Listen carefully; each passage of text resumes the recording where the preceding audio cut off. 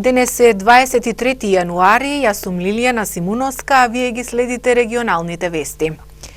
Мразулците на зградите и другите објекти потенцијална опасност за граѓаните. Граѓаните се должни да ги отстранат, а на недостапните места помош можат да побараат од противпожарните служби.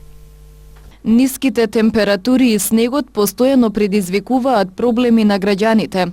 Освен што е отежнато нивното движење по тротоарите и улиците каде не е целосно исчистен снегот и постои опасност од скршеници, потенцијална опасност представуваат и мразулците на стреите од зградите и другите објекти, кои со нивното топење и паѓање би можеле да предизвикаат посериозни повреди. Па нормално се опасни, сигурно е опасно. Треба да ги чисти според вас? Па нормално треба комуналијата, комуна треба да ја чистите. Колку представуваат опасност мразулците кои што се по зградите или куќите? Па влијаат, али опасност не. Така мислам овде. Имам овде кај ми така. Кога би се топел снегот, мразот, не мислите дека би представувала опасност? Теоретски све може, практично може, а тоа е слушај. Што мислите кој треба да ги исчисти? Па куќниот совет, кој ќе други. Има секоја зграда, секој влез има куќен совет. Има своји органи и одлучуваат дали надвор некој ќе платат или сами ќе чистат, тоа е нивна работа. Јас се старам нашиот да го исчистим и е чист. А е опасно, и овде е опасно, сегде. Чудо што зима падна снег. Ајде ни кажете за мразулциве што виса над зградеве, колку се опасност за тие кои што поминуваат? Тоа кога ти овади таксирата падна тоа е. Кој треба да ги чисти? Треба да чисти да она градска што е треба задужи за тоа. Ја мислим тоа треба да они да чисти тоа. Според законот за јавна чистота за одржување на стамбени згради, куќните совети се надлежни за отстранување на мразулците или неисчистениот снег од улиците, што значи граѓаните за да избегнат посериозни повреди, должни се самите да ги исчистат мразулците, а на местата каде што не можат, треба да се обратат во територијалната противпожарна единица во Тетово, кои ќе интервенираат во таквите случаи. Засега студот се уште е присутен, но со затоплувањето на времето ќе предизвика топење на мразулците, па и нивно паѓање. Врнежиот снег со слаб интензитет најави за ноќеска управата за хидрометеоролошки работи. Од четврток облачноста постепено ќе се намалува и утринските температури ќе бидат во опаѓање. Во Полошкиот регион денес во текот на целиот ден се задржа магливо и најстудено во целата земја со температура во Тетово околу 6 степена.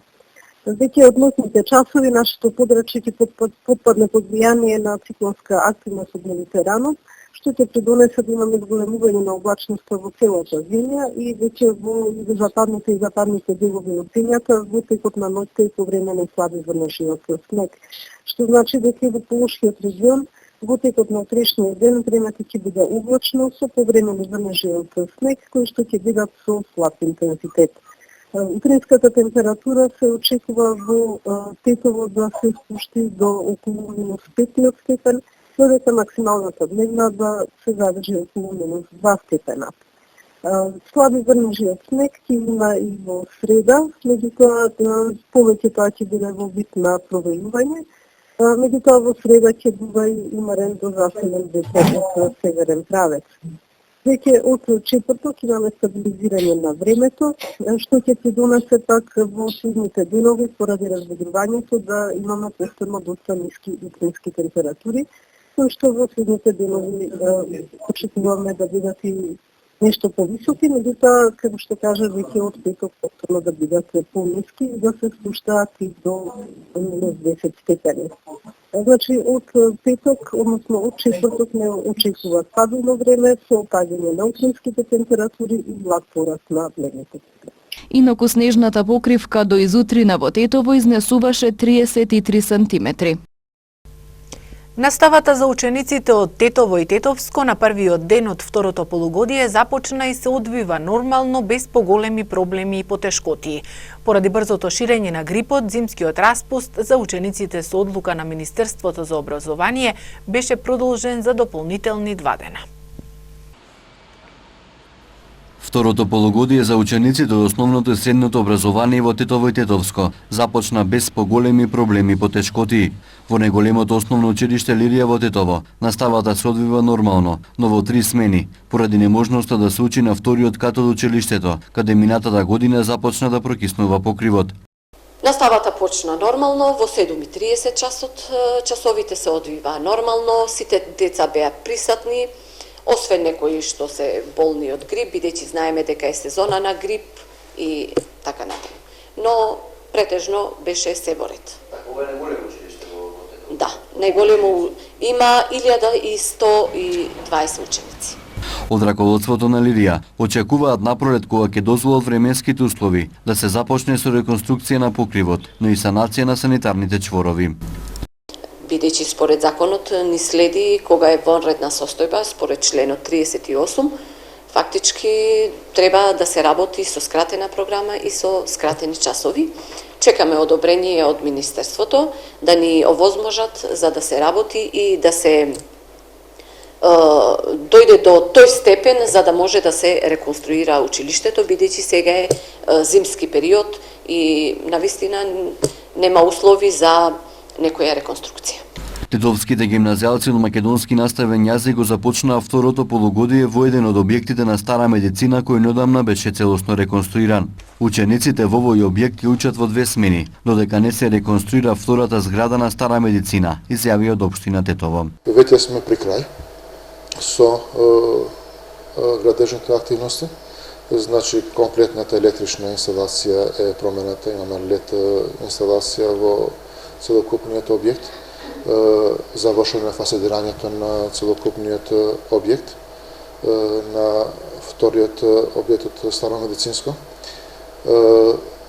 Беше планирано, значи, да бидат завршени активностите од системот на грејење, но екстремно ниските температури, тоа го отежна процесот, значи околу месец дена не можевме да работиме во системот на грејење и таму се работи и се надевам во текот на денешниот ден и тоа ќе биде завршено, ако не излезе некој поголем дефект кој што е непредвидлив. Зимскиот распуст за учениците беше продолжен за 2 дополнителни дена, односно 18 и 20 јануари, со одлука на Министерството за образование и наука, а по препорака на Комисијата за заразни болести, како превентивна мерка да се избегне ширењето на грипот. 2 дополнителни дена од распустот ќе бидат одработени во сабота, најверојатно во март и во април. Во гостиварските основни и средни училишта второто полугодие започна без поголеми проблеми. Учениците од основното училиште Мустафа Кемал Ататурк од денес ќе учат во целосно реконструиран објект. За околу 10.500 ученици во гостиварските основни и средни училишта денес започна второто полугодие од учебната 2016-2017 година. После продолжениот зимски распуст, утрово децата се вратија на настава. Според информациите од Општинскиот сектор за образование, второто полугодие во сите училишта на подрачјето на Гостивар започна без поголеми проблеми. Училниците се затоплени и има услови за непречено одвивање на часовите. Во основното училиште Гоце Делчев во текот на зимскиот распуст настанала хаварија во системот за напојување со нафта и замрзнување на радиатори, пошто биле преземени мерки за санација. Вложивме напори, системот се стабилизира, обезбедени се оптимални според нас услови за одржување на настава, значи учениците, каде што учениците го поминуваат најголемиот дел во училиште, си имаат непречено грејење. Она што со сигурност може да се констатира во моментот е дека извесен период учениците нема да одржуваат физичко образование во спортската сала, затоа што таму ја имаме и најголемата штета. Од Општинскиот сектор за образование на Гостивар соопштија и за одреден дефект од помали размери во средното техничко училиште. Поради настанати дефекти во средното техничко училиште, првата смена денес не држала настава, но испратени се екипи кои работат на санација и се очекува набрзо состојбата да се нормализира. Второто полугодие учениците од основното училиште Мустафа Кемал Ататурк го започнуваат во целосно обновен училишен објект. Во текот на зимскиот распуст заврши реконструкцијата на зградата и сите други зафати кои се реализираа со проект поддржан од турската агенција ТИКА во вредност од околу 1 милион евра. Пред почетокот на второто полугодие во училиштата на подрачјето на Гостивар беше спроведена дезинфекција како превентива од ширење на грип. Во Гостивар се одржа презентација на активностите и целите на проектот за граѓанско учество, финансиски поддржан од Американската агенција за меѓународен развој USAID. Представници од невладините организации, институции од приватниот сектор од Гостиварскиот регион денес се запознаа со активностите, целите и можностите за користење на грантови во рамки на проектот за граѓанско учество финансиран од USAID.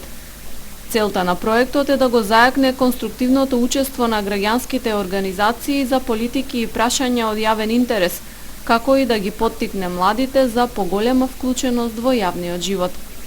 Our young people and different organizations participating in solving social problems. Граѓанската партиципација во политичкото одлучување и во јавниот живот е нешто од кое сите имаме корист. Кога млади луѓе од различни организации учествуваат во решавање на некој општествен проблем, сметаме дека сме нашле подобра солуција за прашањата кои ја засегаат нашата заедница. Се надевам дека организациите од Гостивар ќе покажат интерес за користење на нашите грантови. Ние со задоволство ќе соработуваме и се надевам дека ќе помогнеме да се поддржат локалните иницијативи, што се значајни и на тој начин ќе промовираме граѓанска ангажираност и добро владење. На презентацијата пред присутните беше речено дека проектот е посветен на родова еднаквост и заштита на правата на социјално исклучените групи во Македонија. Активностите се спроведуваат во партнерство со Асоцијацијата за демократски иницијативи од Гостивар. Без парицата ги дисциплинира тетовци. Само што почна рокот, корисниците побрзаа со обновата на документацијата за да не дојде до застој во исплаќањето на социјалните парични надоместоци. За да не дојде до застој во месечното исплаќање на социјалните парични надоместоци, корисниците веднаш побрзаа да ги обноват документите. Без парицата ги дисциплинира тетовци, па ако некогаш вработените во меѓуопштинскиот центар за социјална работа сведочеа за гужви пред шалтерите во последните денови од утврдениот рок, сега долгите редици се формираа веднаш само што почна да тече рокот за обновување на правото на парични надоместоци. Имено сите корисници на детски додаток, посебен додаток и родителски додаток за трето и четврто дете имаат обврска да направат годишна обнова на документацијата за продолжување на правото на соодветниот паричен надоместок. Рокот почна да тече од почетокот на годинава и ќе трае до 31 март. Како што ни информира раководителот на одделението за детска заштита при меѓуопштинскиот центар за социјална работа Тетово Апуш Бајрами, корисниците овој пат побрзаа обврската да ја завршат на почетокот на овој месец, надевајќи се дека во февруари ќе им биде исплатен надоместокот за јануари, со што би добиле континуитет во примањето на паричната помош. Имено според законските одредби на корисникот кој ќе поднесе барање во законски утврдениот рок, ретроградно му се исплаќа надоместокот од почетокот на годината. Доколку барањето биде поднесено после 31 март, корисникот ќе го загуби правото на ретроградно исплаќање на надоместокот од почетокот на годината, а ќе се стекне со продолжување на правото на паричен надоместок од првиот ден на наредниот месец во кој е поднесено барањето за продолжување на правото.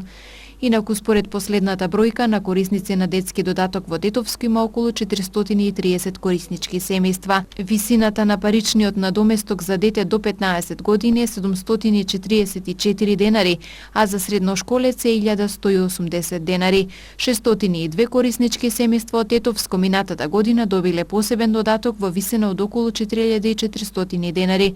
Со законските измени за 25% поголем износ добиваат семејствата кои истовремено се и приматели на социјална помош, а за 50% е зголемен износот за самохраните родители кои имаат дете со посебни потреби.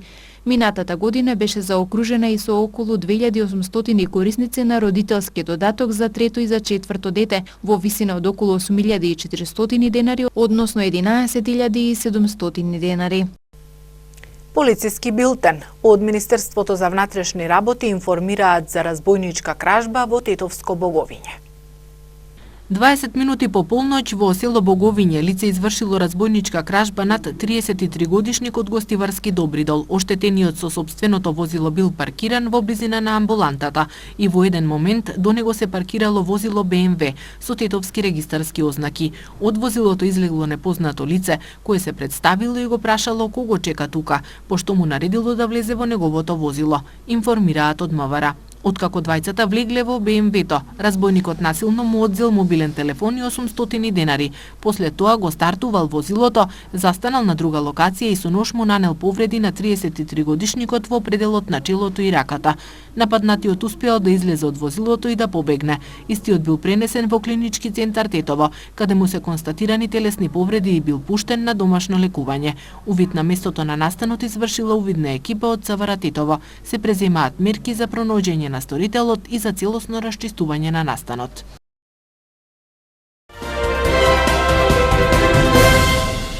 Денес се одржа судење од случајот подкуп во кој обвинет лидерот на СДСМ Зоран Заев. Судот даде 2 часа пауза во случајот подкуп во кој обвинет лидерот на СДСМ Зоран Заев, бидејќи неговата одбрана побара изземање на обвинителот Златко Биковски, кој пак дојде да го замени претходниот обвинител Владимир Милошевски. Одбраната на Заев бараше изземање на Биковски поради тоа што според неа тој е дел од злосторничко здружување и од политички причини сака да му наштети на Заев како шеф на опозицијата. Одбраната бараше 1 до 3 дена да поднесе и пишани докази за нивното тврдење, но судиката го одби барањето и даде само 2 часа пауза за надлежниот обвинител да се произнесе по барањето.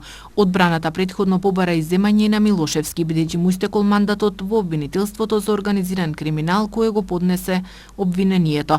Председателот на СДСМ Зоран Заев според обвинителниот акт се товари за барање и примање подкуп од струмичкиот бизнисмен Иван Николов Сачевалиев. Одложено судењето на екс-председателот на Кривичен, судијата Владимир Панчевски по тужбата за мобинг поднесена против него од Горан Стаменковски од Оделението за човечки ресурси. Имаме материјални докази и сведоци со кои ќе потврдиме дека Владимир Панчевски како поранешен председател на Кривичниот суд Скопје 1 вршел мобинг врз Горан Стаменковски и покрај тоа што Панчевски имаше уредна достава да се појави пред судот, тој не дојде, што представува игнорирање на судот како институција и кон нас како колеги, изјави адвокатот на тужителот Стаменковски Душко Јанковиќ.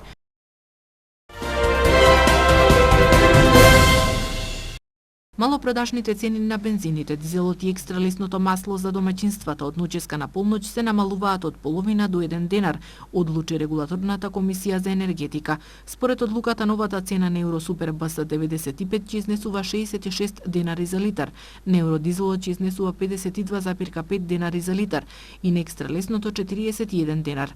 Кај овие горива намалувањето од актуелните цени е 1 денар, додека цената на Евросупер БС 98 се намалува за половина денар и ќе изнесува 68,5 денари за литар.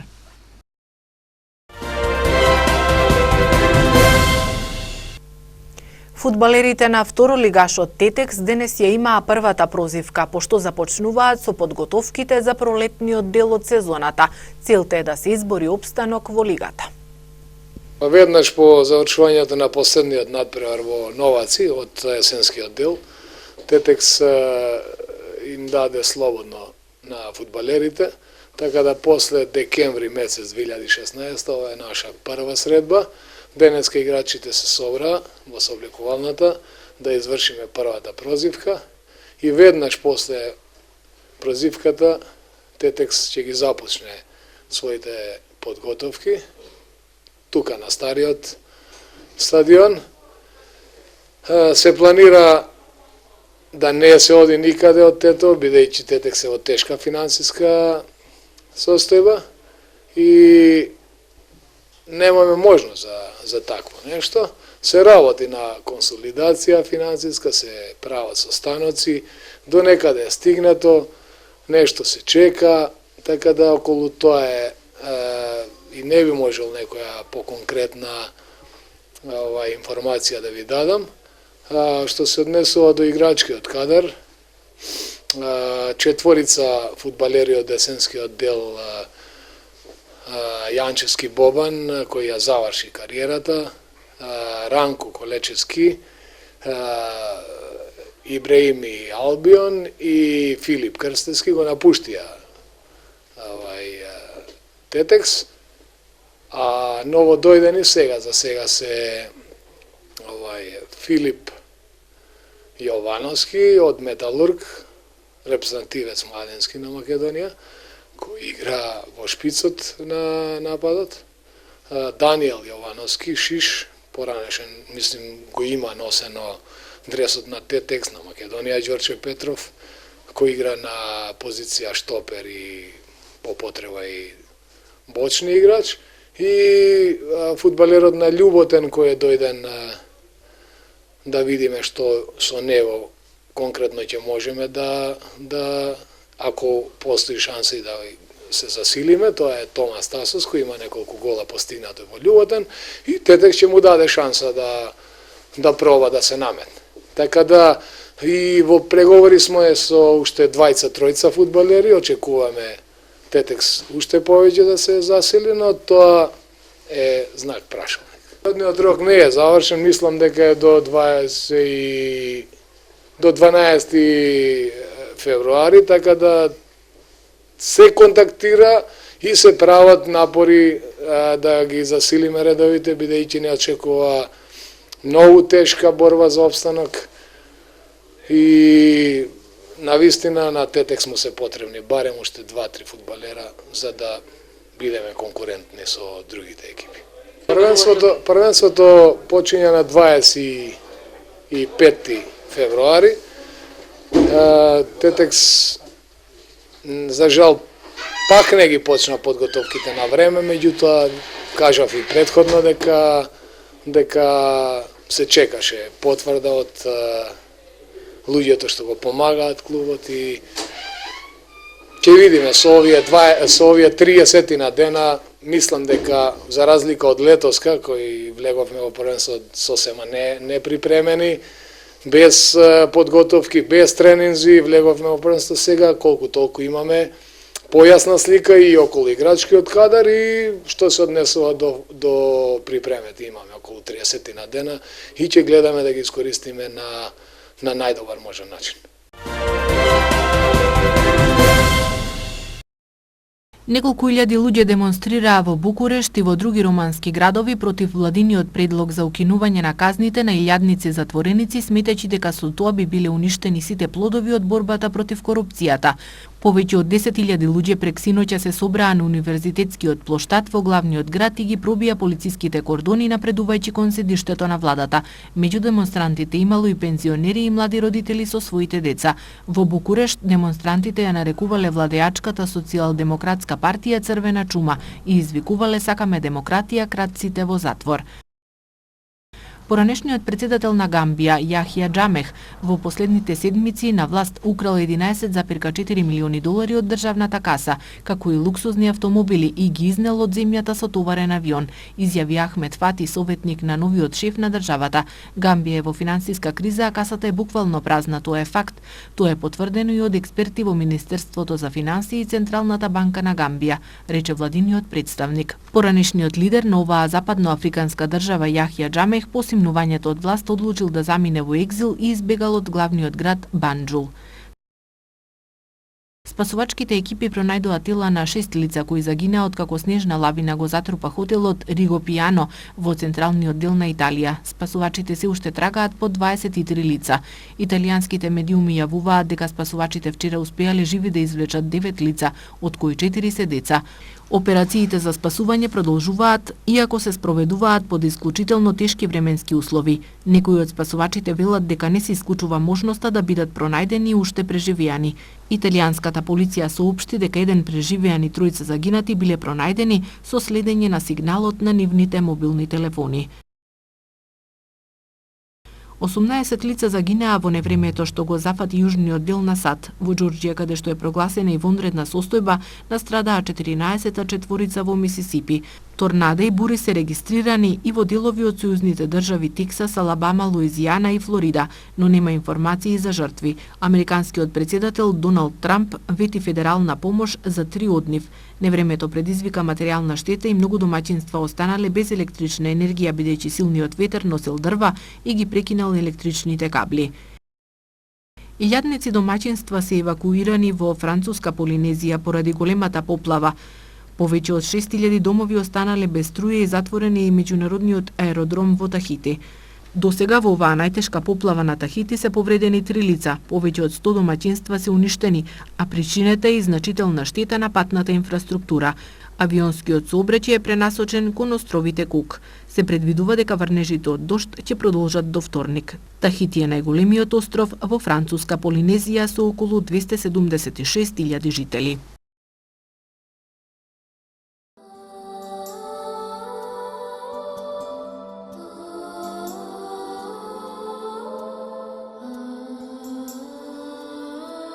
Денес имавме студено и претежно облачно време. Утринските температури се движеа од -10 до -2 степени, а дневните од -1 до 4 степени.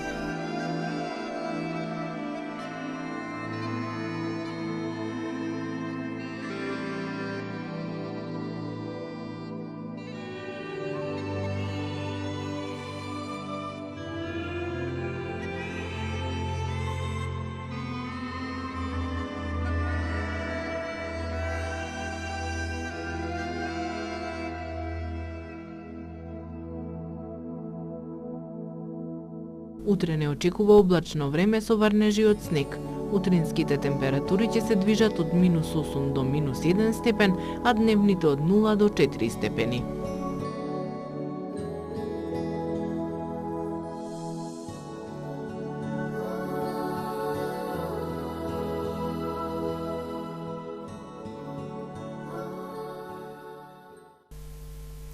Ги исцрпевме информациите предвидени за ова издание на регионалните вести. Останете и понатаму со нашите програмски содржини. Од мене пријатно.